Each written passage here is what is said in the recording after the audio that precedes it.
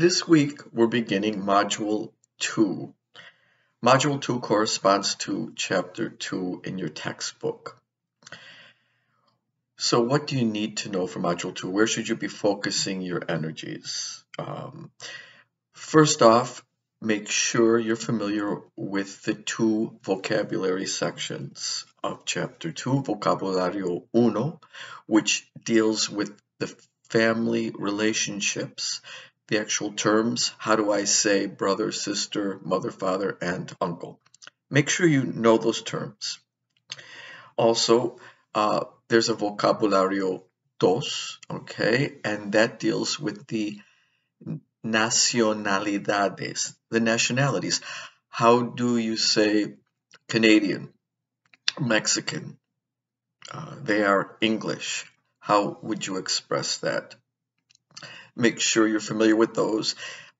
You don't need to know all the nationalities. I've reduced them to a few countries, and they appear in one of the Las Nacionalidades PowerPoints. Also, you'll need to know the 5 estructura or grammar sections of Chapter 2. Just make sure you're familiar with each one. Section 1 is on expressing ownership or possession using the preposition de, which means of. So make sure you know how to express either relationship or possession using the preposition de. How would you say Bob's aunt, Bob's pencil? Also know the possessive adjectives. How would you say my, your, his, her, their? Their family, my family, his family. Also in Estructura 2, you need to know how to conjugate the verb ser. We saw that in I believe it was in the chapter P, the preliminary chapter. Know how to conjugate the verb ser, the verb to be. It's irregular. Know how to conjugate it with its subject pronouns. What else? You'll need to know the Estructura section 3. Please know how to use adjectives to modify nouns. Okay, so how would you say the big house, the beautiful woman? How do you use adjectives to modify nouns? And a key thing here to know is you must be aware of the gender and number of the noun you're referring to, and you must adjust your adjective to match the gender and number of whatever you're referring to. It's different than in English, but we already mastered this concept. We saw it with the colors. Remember, there were 4 ways to say the color red. It depended upon the gender of the word being modified and its number. Was it singular or plural? We also need to know how to conjugate AR and IR verbs, and this is in the Estructura 4.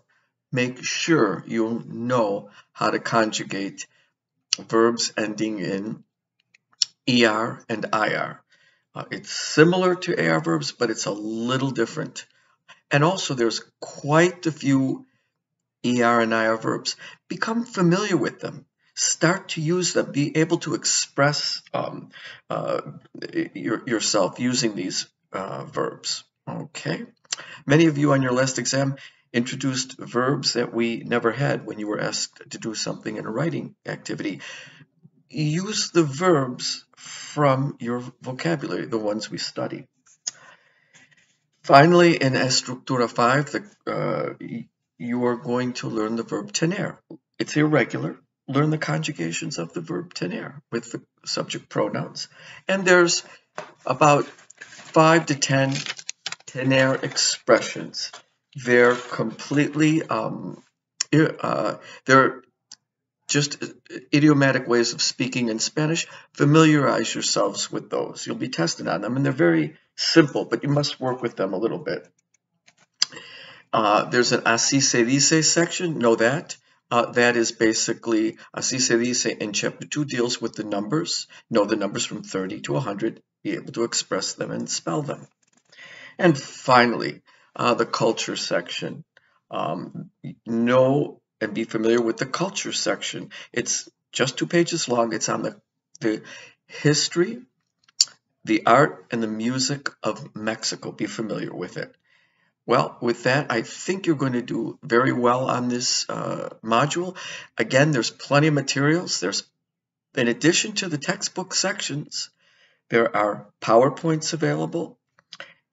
There are videos.